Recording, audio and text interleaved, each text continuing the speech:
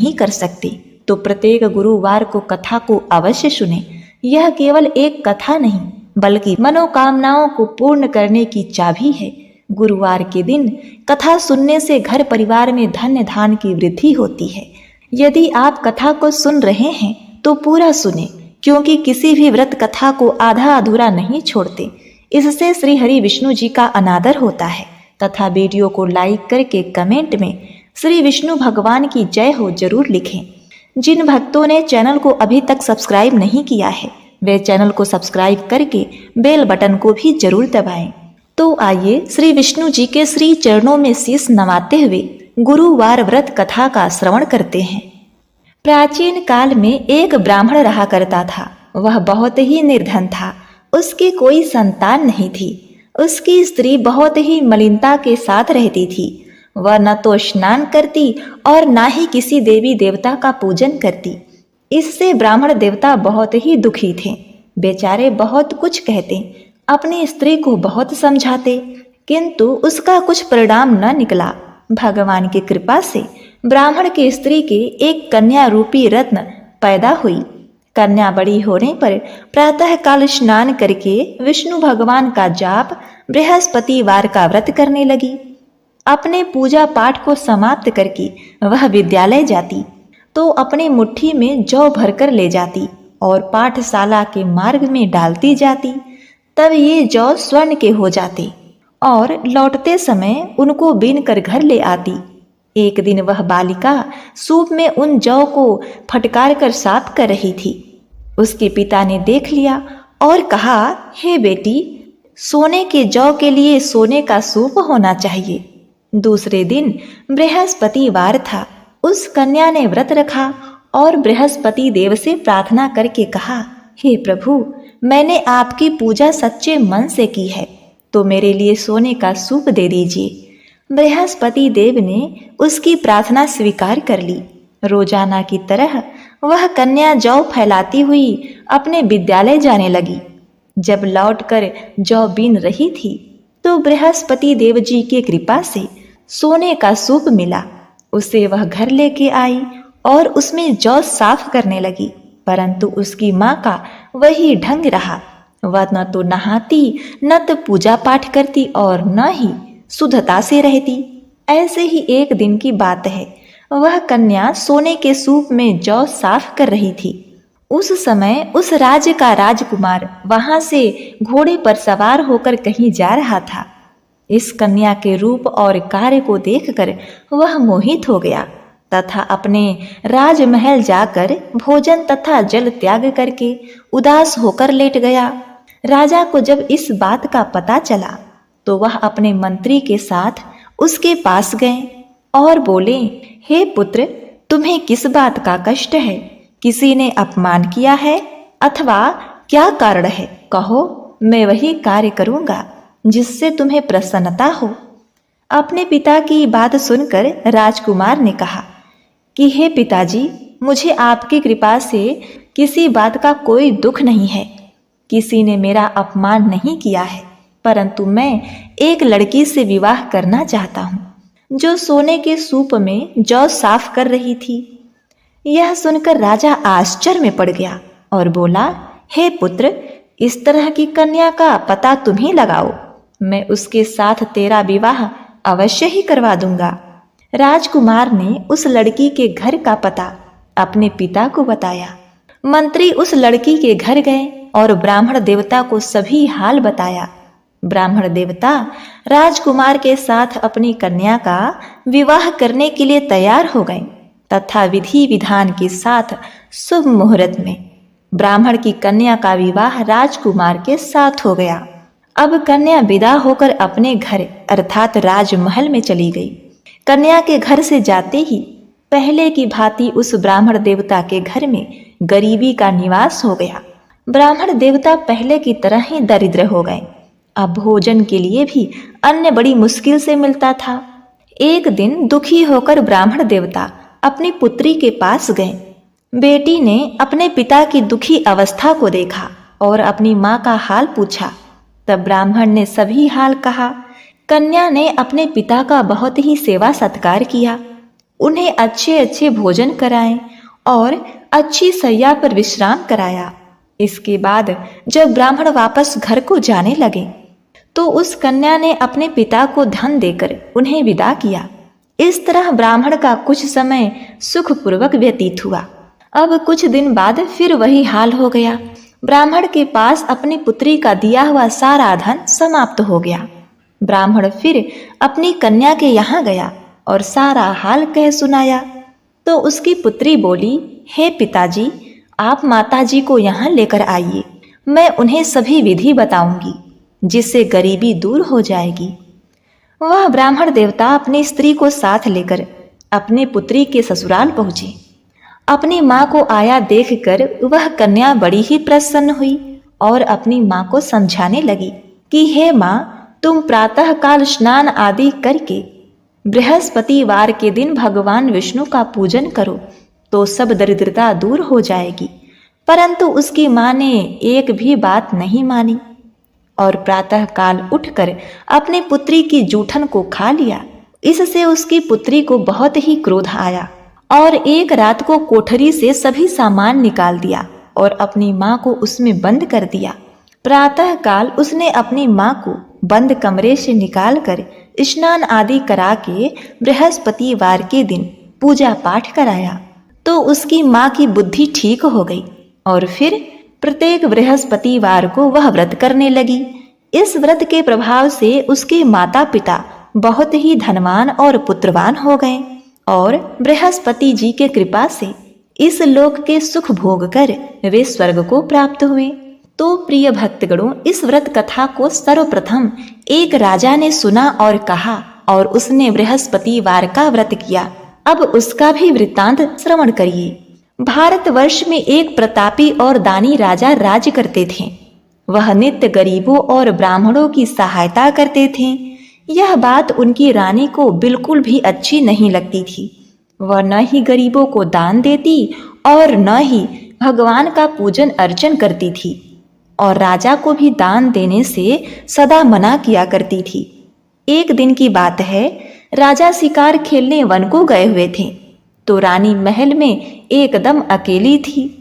उसी समय बृहस्पति देव साधु भेष में राजा के राजमहल में भिक्षा लेने के लिए आए और भिक्षा मांगी। रानी ने भिक्षा देने से इनकार किया और कहा, हे साधु महाराज, मैं तो दान पुण्य से तंग आ गई हूँ। मेरे पति सारा धन लुटाते रहते हैं। मेरी यह इच्छा है कि हमारा संपूर्ण धन नष्ट हो जाए, फिर न रहेगा बांस न बाजेगी बांसुरी। साधु ने कहा, हे देवी, तुम तो बड़ी ही विचित्र हो। धन संतान तो सभी चाहते हैं, पुत्र और लक्ष्मी तो पापी के घर भी होनी चाहिए। यदि तुम्हारे पास अधिक धन है तो भूखों को भोजन कराओ, प्यासों के लिए प्याऊ बनवाओ, मुसाफिरों के लिए धर्मशालाएं खुलवाओ और निर्धन कुंवारी कन्याओं का विवाह कराओ। ऐसे कई काम हैं जिनके करने से तुम्हारा यश लोक परलोक में फैलेगा। परंतु रानी पर बृहस्पति देव के उपदेश का कोई प्रभाव न पड़ा। वह बोली, महाराज, आप मुझे कुछ न समझाइए। मैं ऐसा धन नहीं चाहती जो हर जगह बांटती फिरूं। साधु ने उत्तर दिया, यदि तुम्हारी ऐसी ही इच्छा है तो तथास्तु, तुम ऐसा ही करना। बृहस्पतिवार को घर लीप कर पीली मिट्टी से अपना सिर धोकर स्नान करना, भट्ठी चढ़ाकर कपड़े धोना। ऐसा करने से आपका सारा धन नष्ट हो जाएगा। इतना कहकर वह साधु महाराज वहां से अंतर ध्यान हो गए। साधु के अनुसार कई बातों को पूरा करते हुए रानी को सिर्फ 3 बृहस्पतिवार ही बीते थे कि उसकी समस्त धन संपत्ति नष्ट हो गई। भोजन के लिए राजा का परिवार तरसने लगा। तब एक दिन की बात है, राजा ने रानी को कहा, हे रानी, तुम यहीं रहो, मैं दूसरे देश को जाता हूँ, क्योंकि यहाँ पर सभी लोग मुझे जानते हैं, मेरा मान सम्मान है, इसीलिए मैं कोई छोटा कार्य नहीं कर सकता। ऐसा कहकर राजा परदेश धन कमाने के लिए चले गए। वहां वह जंगल से लकड़ी काट कर लाते, शहर में बेचते। इस तरह वह अपना जीवन व्यतीत करने लगे। इधर राजा के परदेश जाते ही रानी और दासी दुखी रहने लगी। एक बार जब रानी और दासी को 7 दिन तक बिना भोजन के रहना पड़ा, तो रानी ने अपनी दासी से कहा, हे दासी सुनो, पास के ही नगर में मेरी बहन रहती है, वह बड़ी ही धनवान है, तुम उसके पास जाकर कुछ ले आओ ताकि थोड़ी बहुत गुजर बसर हो जाए। दासी रानी की बात सुनकर रानी की बहन के पास गई। उसी दिन बृहस्पतिवार का दिन था और रानी की बहन उस समय बृहस्पतिवार व्रत कथा सुन रही थी। दासी ने रानी की बहन को अपनी रानी का संदेश दिया, किंतु रानी की बड़ी बहन ने कोई भी उत्तर नहीं दिया। जब दासी को रानी की बहन की ओर से कोई उत्तर नहीं प्राप्त हुआ तो बहुत ही दुखी हुई और उसे क्रोध भी आया। दासी ने वापस आकर अपनी रानी को समस्त बात कह सुनाई। यह सुनकर रानी ने अपने भाग्य को कोसा। उधर रानी की बहन ने सोचा कि मेरी बहन की दासी आई थी, परंतु मैं उससे नहीं बोली, इससे वह बहुत ही दुखी हो गई।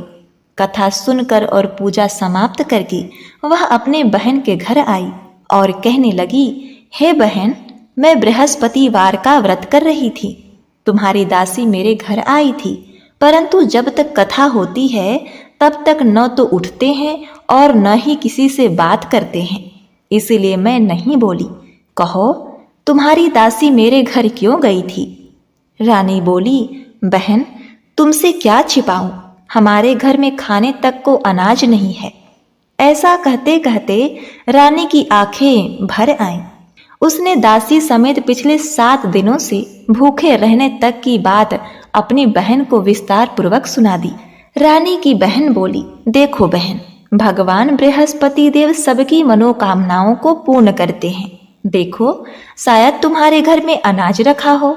पहले तो रानी को विश्वास नहीं हुआ, पर बहन के आग्रह करने पर उसने अपने दासी को घर के अंदर भेजा तो उसे सचमुच में अनाज से भरा हुआ एक घड़ा मिला।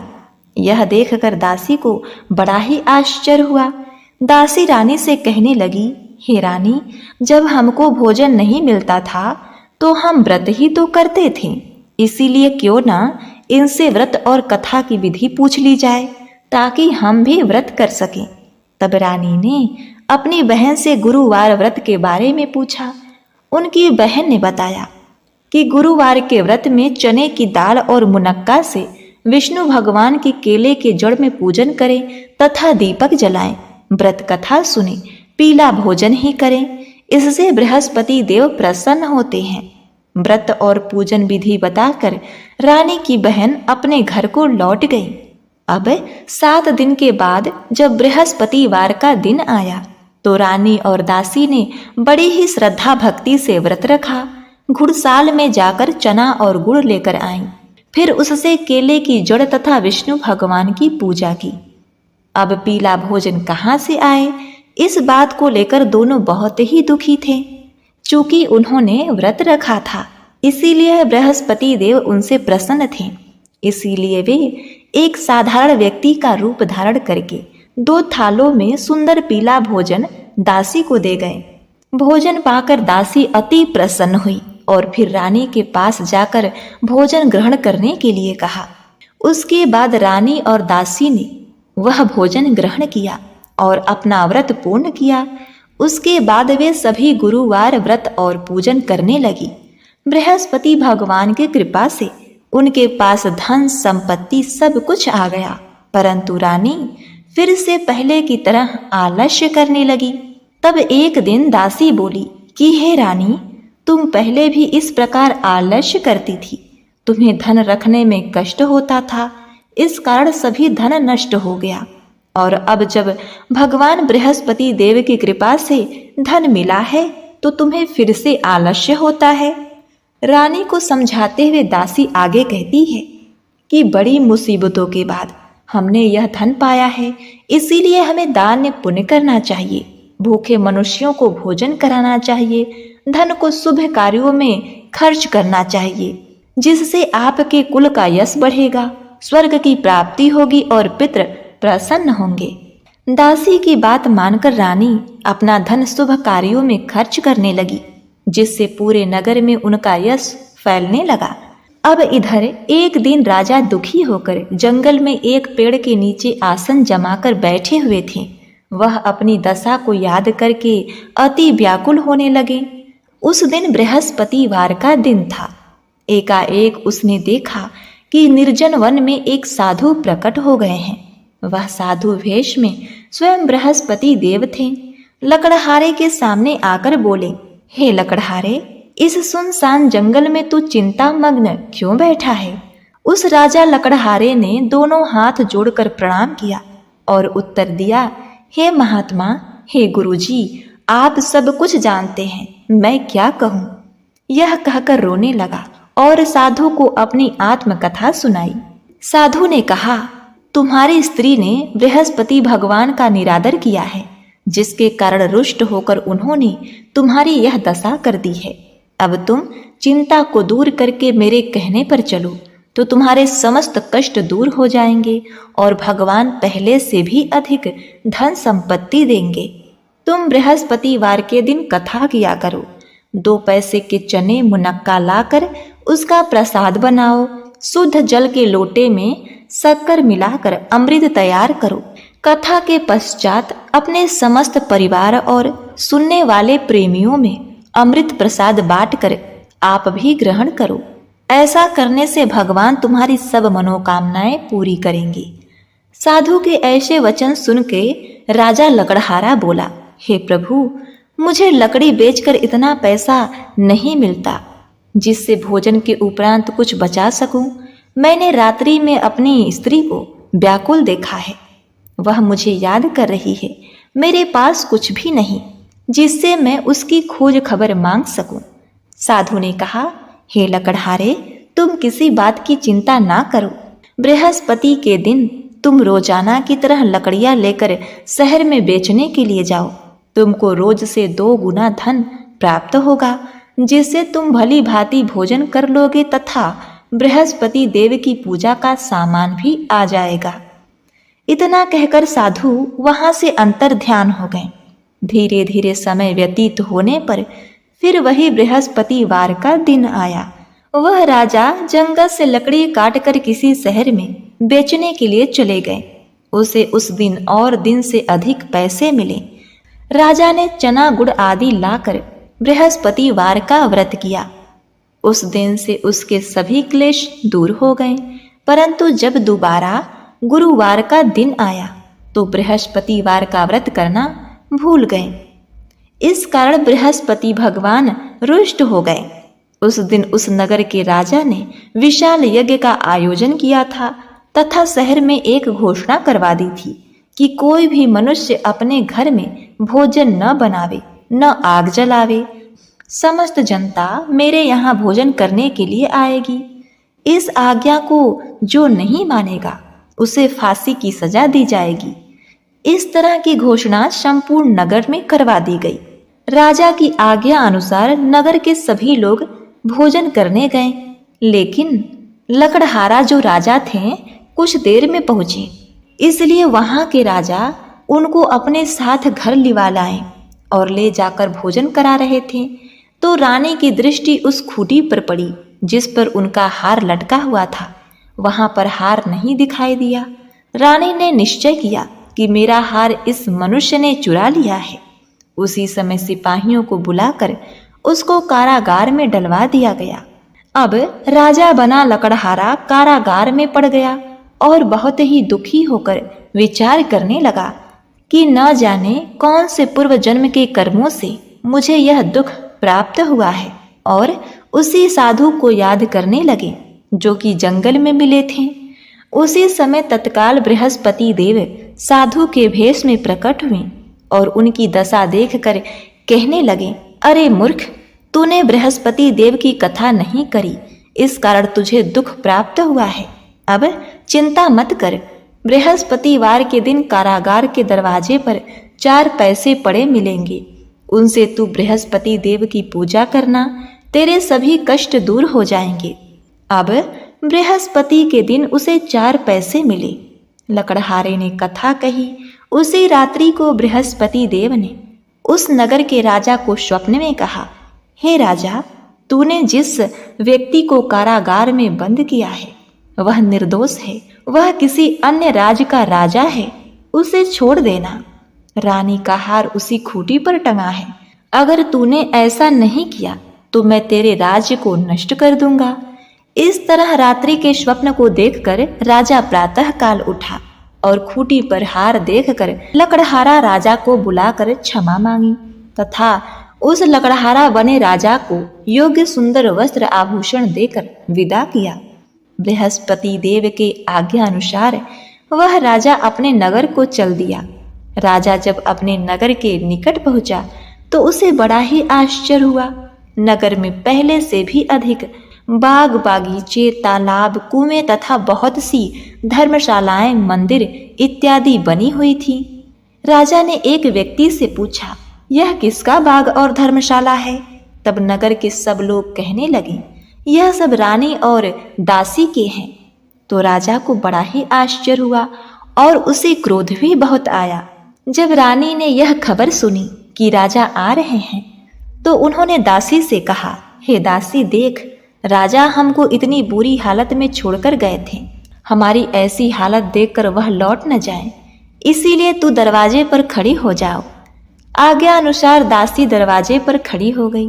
राजा आए तो उन्हें अपने साथ लेकर आई। तब राजा ने क्रोध करके अपनी रानी से पूछा, हे रानी, यह धन तुम्हें कैसे प्राप्त हुआ? तब उन्होंने कहा कि हमें यह सब धन बृहस्पति देव के इस व्रत के प्रभाव से प्राप्त हुआ है। तब राजा ने निश्चय किया कि 7 रोज बाद तो सभी बृहस्पति देव का पूजन करते हैं, परंतु मैं प्रतिदिन दिन में 3 बार कहानी कहूंगा और रोज व्रत किया करूंगा। अब हर समय राजा के दुपट्टे में चने की दाल बधी रहती और दिन में 3 बार बृहस्पति देव की कथा कहता। एक रोज राजा ने विचार किया कि चलो अपनी बहन के यहाँ होकर आते हैं। इस तरह निश्चय करके वह राजा घोड़े पर सवार होकर अपनी बहन के यहाँ चलने लगे। मार्ग में उसने देखा कि कुछ आदमी एक मुर्दे को लेकर जा रहे हैं। उन्हें रोककर राजा कहने लगे, अरे ये भाइयों, मेरी बृहस्पति देव की कथा को सुन लो। वे बोले, लो, हमारा तो आदमी मर गया है, इनको अपनी कथा की पड़ी है। परंतु कुछ आदमी बोले, अच्छा कहो, चलते चलते हम तुम्हारी कथा भी सुन लेंगे।